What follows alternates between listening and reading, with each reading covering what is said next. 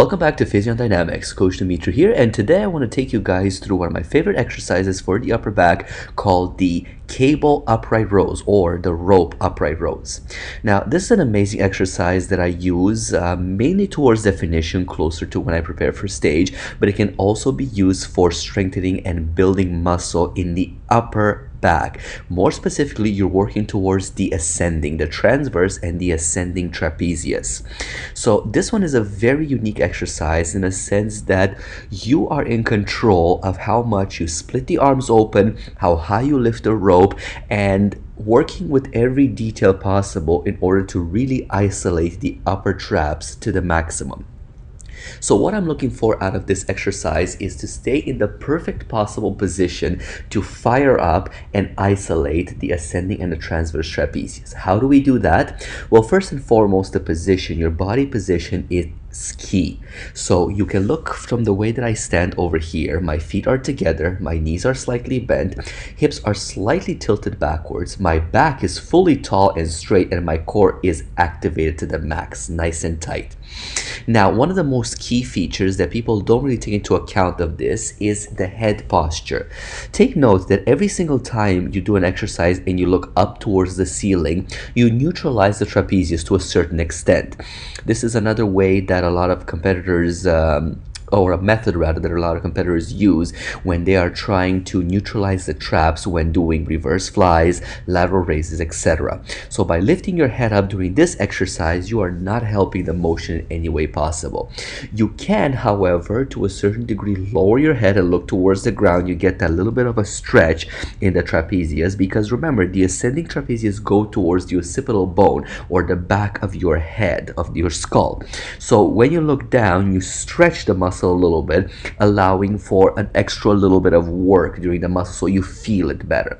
Now, is this critical? Not necessarily. I just prefer to look forward, keep the muscle at its normal stretch, its normal flex, and then I work through with the rope and the weight that I choose. Now, the elbows. Look at the movement of my arms.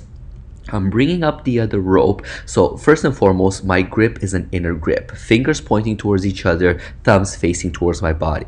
So when I pull the rope up, I go towards my chin and my head, and it's almost like I'm trying to hug my head from the bottom up towards my ears. So the higher I go, the more of a flex, more feel, more power and pressure I feel in the upper trapezius. Now, the angle of the rope, you can see I'm at approximately, I would say, if we're going to say 90 degrees is all the way to the floor, 0 degrees is going straight up as the pole is. I'm at approximately what, 25-degree angle of the other rope.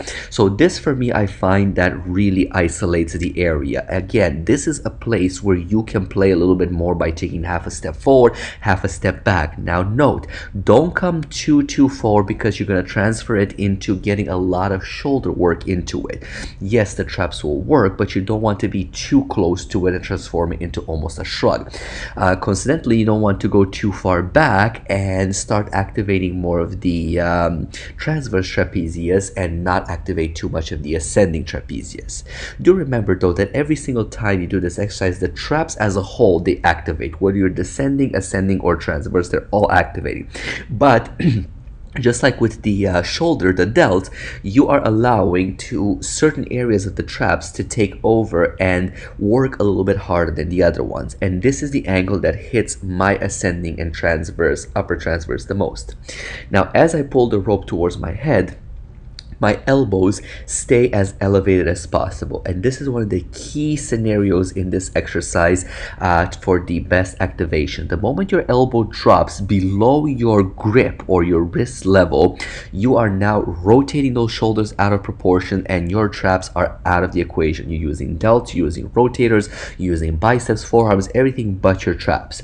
Keep your elbows up. Now, flexibility doesn't allow you to lift too high up like I do in the video. That's perfectly fine. Go a little bit lower, stop maybe chest level, upper chest level, lower chest level, whatever it takes in order to keep the elbows higher than your grip, higher than your wrist. Next is the grip itself, the wrists themselves. In this video, you can see my wrists, they're bending. Now, I have enough strength to be able to not feel any kind of discomfort, any kind of pull, any kind of strain in the wrist as I'm lifting this up.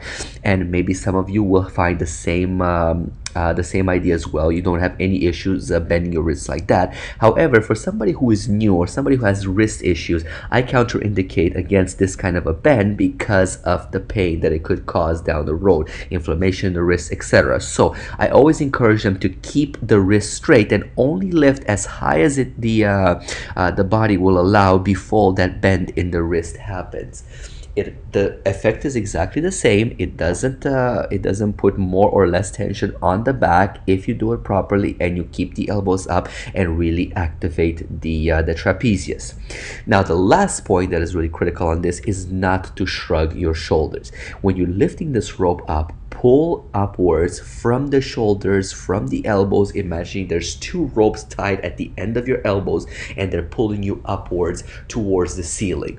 Your shoulders must have no effect, no work, no addition into this equation in any way possible. You don't need to shrug. This is not a shrugging exercise. This is a detailed exercise that works the fibers to a very detailed extent, and you want to keep it that way. So as an overall, it's a very simple exercise. As long as you follow these points, you'll be able to get an amazing effect out of it. So I encourage you guys to try. Leave me some comments. Let me know how you felt. And if you have any questions about it, do note that if you do have any kind of shoulders injuries or old injuries in the shoulders, scar tissues, etc., this exercise might put a little bit of pressure on that and you'll feel the discomfort. If that's the case, you may want to see a medical professional, maybe a massage therapist, a physiotherapist, to really work through and find out exactly what's happening in your shoulder to prevent that kind of pain from getting worse from this exercise. So be very, very watchful when you do it. But as an overall, guys, let me know how it works for you, and if you're already included in your workout routine, it'll be lovely to know if you guys already do it and how you do it, and maybe if you know any other variations. But also, please don't forget to like and subscribe to my channel, Physion Dynamics, and I'll be pumping up more of these videos, more of these secret little funky exercises that I try to do as part of my training and share with you guys. Like and subscribe. I'll catch you guys on my next video.